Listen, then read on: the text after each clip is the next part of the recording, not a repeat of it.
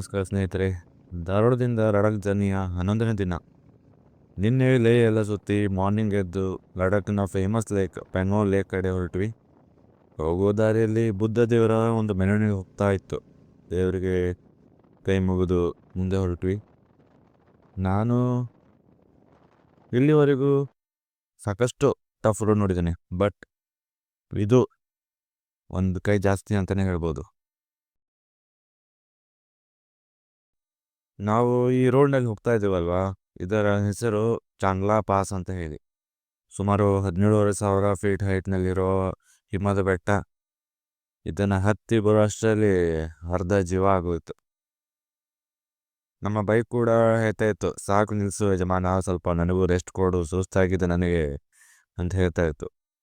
ಸ್ವಲ್ಪ ನಿಂತು ರೆಸ್ಟ್ ಮಾಡಿದ್ವಿ. ನೋಡ್ಬೋದು ಎಷ್ಟು ಹೈಟಲ್ಲಿದೆ ಅಂತ ಹೇಳಿ ಬೆಟ್ಟ. ಹೇಗೆ ನಾವು ಬೆಟ್ಟ ಹತ್ತಿ ಮೇಲೆ ಹೋಗ್ತಾ ಇದ್ವಿ, ಚಳಿನೂ ಜಾಸ್ತಿನೇ ಆಗ್ತಾ ಇತ್ತು. ಯಾಕಂದರೆ ಮೇಲೆ ಹೋದ ಹಾಗೆ ಕ್ಲೈಮೇಟ್ ಕೂಡ ಚೇಂಜ್ ಆಗ್ತಾ ಇತ್ತು. ಆಕ್ಸಿಜನ್ ಲೆವೆಲ್ ಕೂಡ ಕಡಿಮೆ ಆಗ್ತಾ ಇತ್ತು. ಯಾಕಂದ್ರೆ ಸಿಕ್ಕಾಪಟ್ಟೆ ಆಕ್ಸಿಜನ್ ಕಡಿಮೆ ಇದೆ, ನಿಂತ್ಕೊಳ್ಳಿಕ್ಕೆ ಆಗೋದಿಲ್ಲ, ಅಷ್ಟು ಆ ಫೀಲ್ ನಮ್ಗೆ ಆಗತ್ತೆ. ನೋಡ್ಬೋದು ಕೆಳಗಡೆಯಿಂದ ಮೇಲ್ಗಡೆ ಅಪ್ ಸೈಡ್ ಬರೋಷ್ಟರಲ್ಲಿ ಸಾಕಾಗೋಯ್ತು.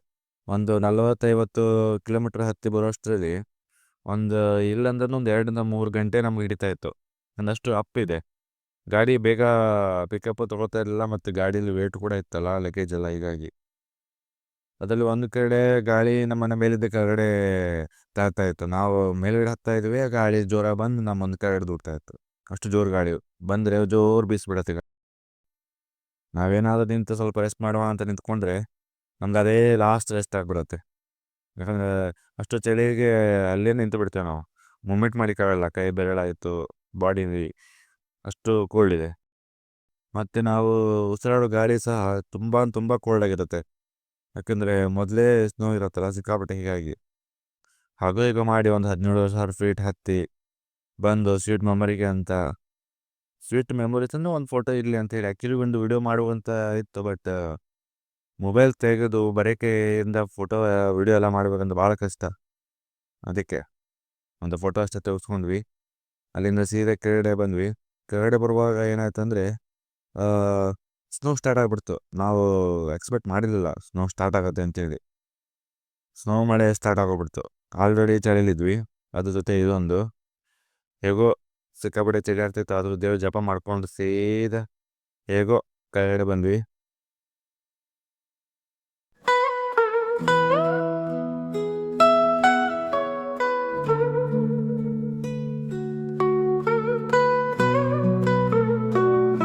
ಅದ್ರ ಜೊತೆ ನಮ್ಮ ಫ್ರೆಂಡ್ಸ್ ಒಂದು ಕಾಮಿಡಿ ಸ್ವಲ್ಪ ನಿಂತು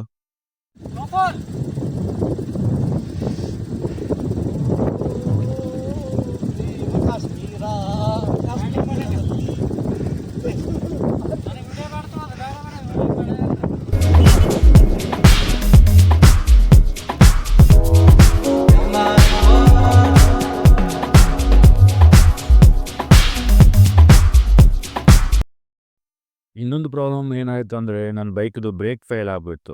ಡೌನಲ್ಲಿ ಬರುವಾಗ ಏನಾಗುತ್ತೆ ಅಂದರೆ ಕಂಟಿನ್ಯೂ ಬ್ರೇಕ್ ಮೇಲೆ ಕಾಲಿಟ್ಟು ಸ್ವಲ್ಪ ಬ್ರೇಕ್ ಹೀಟ್ ಆಗುತ್ತೆ. ಸೊ ಆವಾಗ ಕರೆಕ್ಟಾಗಿ ಪಂಪ್ ಕೂಡ ಆಗಲ್ಲ ಅದು. ಹೀಗಾಗಿ ಬ್ರೇಕ್ ಫೇಲ್ ಆಯಿತು. ಅದನ್ನು ನಿಂತು ಸರಿ ಮಾಡಿದ್ವಿ.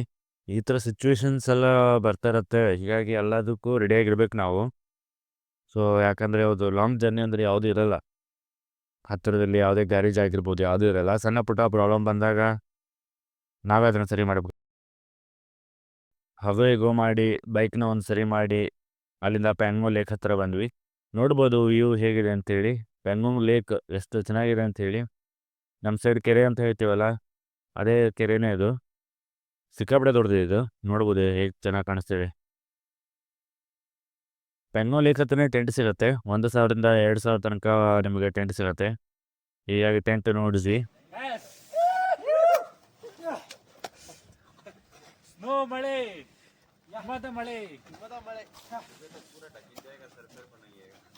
ಗಾಡಿ ತೋರಿಸ್ತೀನಿ ಬರ್ರಿ. ಗಾಡಿ ನೋಡ್ಬಲ್ಲಿ ನಂದು ತೋರ್ಸ ಚಾಲು है गाड़ी चालू होगा कि नहीं? पूरा वाइट हो जाएगा ना, तो मस्त हो जाएगा। गाड़ी चालू तो हो जाएगा, गाड़ी चालू हो जाएगा भाई। ನೋಡ್ರಿ ಗಾಡಿ ನೋಡ್ರಿ ಹೆಂಗಾಗೈತೆ ಅಲ್ಲ. ನನ್ನ ಗಾಡಿ ಮೇಲೆ ನೋಡಿ ಇಲ್ಲಿ ನೋಡಿ ಇಂಥ ಖುಷಿ ಗೊತ್ತಿದೆ. ಈ ಖುಷಿ ಸಿಗ್ಬೇಕನ್ನೋ ಸಲ ಎಷ್ಟು ದಿನ ಕಾದೇವಿ. ಗಿಲಿಗಿರಿಪ್ಪ ಒಳ ತಂಡತೈತಿ, ಹೊರ ತಂಡಿಲ್ಲ ಇಲ್ಲಿ.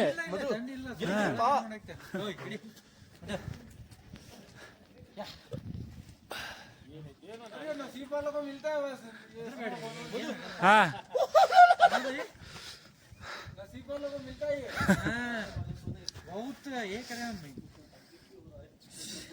ನಮಸ್ಕಾರ ಸ್ನೇಹಿತರೆ, ನಾನು ಇವತ್ತು ಪೆಂಗ್ನೋ ಲೇಕ್ನಲ್ಲಿ ಇದ್ದೀನಿ. ಇವತ್ತು ನೋಡ್ಬೋದು ಇಲ್ಲಿ ಹೇಗಿದೆ ಅಂತ ಹೇಳಿ ವಾತಾವರಣ ಎಲ್ಲ. ಆ್ಯಕ್ಚುಲಿ ಲಾಸ್ಟ್ ಕಂಪೇರ್ ಮಾಡಿದರೆ ಈ ಸಲ ಭಾಳ ಸ್ನೋ ಆಗಿದೆ, ಹಿಮನಿ ಕರಗಿಲ್ಲ ಈ ಸಲ. ಲೇಕ್ 134 ಕಿಲೋಮೀಟ್ರ್ ಲಾಂಗ್ ಇದೆ ಮತ್ತು ಬೇರೆ ಬೇರೆ ಬಣ್ಣದಲ್ಲಿದೆ. ಅದೇ ಒಂದು ವಿಶೇಷ. ಆ್ಯಕ್ಚುಲಿ ಇದು ಬರೋದು ಚೀನಾದಿಂದ ಬರುತ್ತೆ. ಇದು ನೋಡ್ಬೋದು ಹೇಗಿದೆ ಅಂತ ಹೇಳಿ. ಪ್ಲೇಸ್ ನದಿ ಥರ ಇದೆ ನೋಡಲಿಕ್ಕೆ. ಆ ಕಡೆ ಕಲರ್ ಚೇಂಜ್ ಐತೆ ನೋಡ್ರದ, ಬ್ಲೂ ಐತೆ ಪೂರ. ಆ ಕಡೆ ಬ್ಲೂ ಇದೆ, ಈ ಕಡೆ ಲೈಟ್ ಬ್ಲೂ ಇದೆ, ಮತ್ತು ಆ ಕಡೆ ಗ್ರೀನ್ ಥರ ತೋರುತ್ತೆ.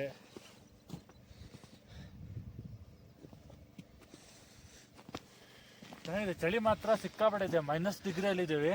ಸಿಕ್ಕಾಪಟ್ಟೆ ಚಳಿ ಇದೆ. ಬರುವಾಗೂ ಸಾಕಷ್ಟು ಸ್ನೋ ಆಗ್ತಿತ್ತು ಬರುವಾಗ. ಇದು ಬಂದ ಮೇಲೇನೂ ಸ್ನೋ ಆಯಿತು.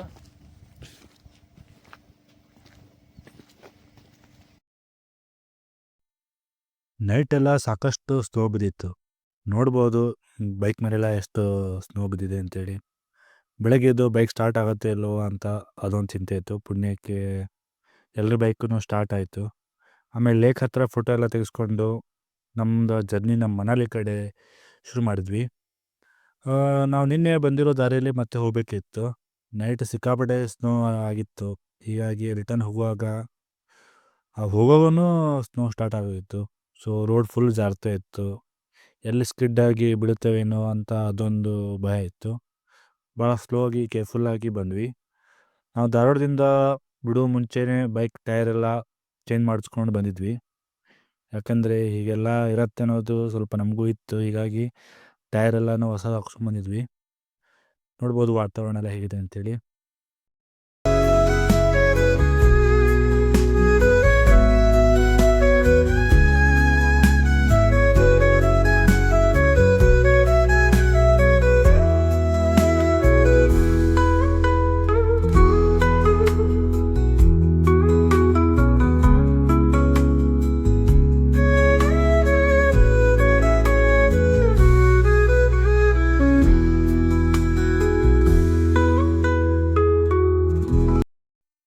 ಸ್ವಲ್ಪ ಮುಂದೆ ಬಂದ ಮೇಲೆ ನಮ್ಮ ಫ್ರೆಂಡಿಗೆ ಸ್ವಲ್ಪ ಉಸಿರಾಡೋ ತೊಂದರೆ ಸ್ಟಾರ್ಟ್ ಆಗುತ್ತೆ. ಯಾಕಂದರೆ ಆಕ್ಸಿಜನ್ ಭಾಳ ಕಡಿಮೆ ಇರೋದ್ರಿಂದ ಆ ಫೀಲ್ ನಮ್ಗೆ ಆಗುತ್ತೆ.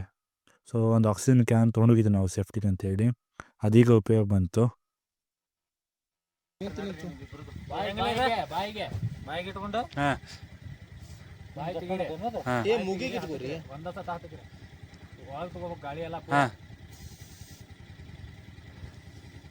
ತಗೋ ಬಾಯ್ ತೆಗೀರಿ.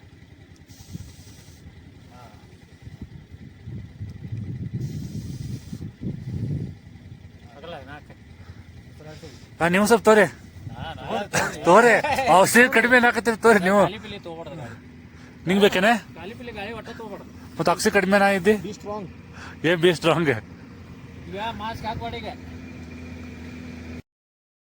ನೀವು ಯಾರಾದರೂ ಲೇ ಲಡಾಖ್ ಪ್ಲ್ಯಾನ್ ಮಾಡಿದರೆ ಈ ಏಪ್ರಿಲ್ ಮೇ ಯಾವಾದರೂ ಬರುವಾಗ ನೀವು ಒಂದು ಆಕ್ಸಿಜನ್ ತೊಗೊಂಡೇ ಬನ್ನಿ. ಮೆಡಿಕಲ್ ಕಿಟ್ ನಿಮ್ಮ ಹತ್ರ ಇರಲಿ. ಯಾಕಂದ್ರೆ ತುಂಬಾ ಮುಖ್ಯ. ಇಲ್ಲಿ ಯಾವುದೇ ಹಾಸ್ಪಿಟಲ್ ಆಗಿರ್ಬೋದು, ಎಮರ್ಜೆನ್ಸಿಗೆ ಇಲ್ಲಿ ಏನೂ ಸಿಗಲ್ಲ ನಿಮಗೆ. ಸೊ ಎಲ್ಲನೂ ಪ್ರಿಪ್ರೇಷನ್ ಮಾಡ್ಕೊಂಡು ಬನ್ನಿ. ಬೈಕ್ ತರೋದಿದ್ರೆ ಬೈಕ್ದು ಪ್ರಿಪ್ರೇಷನ್ ಎಲ್ಲ ಮೊದಲೇ ಮಾಡ್ಕೊಂಡು ಬನ್ನಿ. ಮತ್ತು ಇನ್ನೊಂದು ಹೇಳೋದಾದರೆ, ನೆಕ್ಸ್ಟ್ ನಾವೀಗ ಮನಾಲಿ ಕಡೆ ಹೋಗ್ತೇವೆ. ಮನಾಲಿದು ಯಾವ ಕಡೆಯಿಂದ ಹೋಗ್ತೇವೆ, ಅಲ್ಲಿಯ ರೋಡ್ ಕಂಡೀಷನ್ ಹೇಗಿದೆ, ಪ್ರತಿಯೊಂದು ನಿಮ್ಗೆ ನಾನು ತಿಳಿಸ್ಕೊಡ್ತೀನಿ.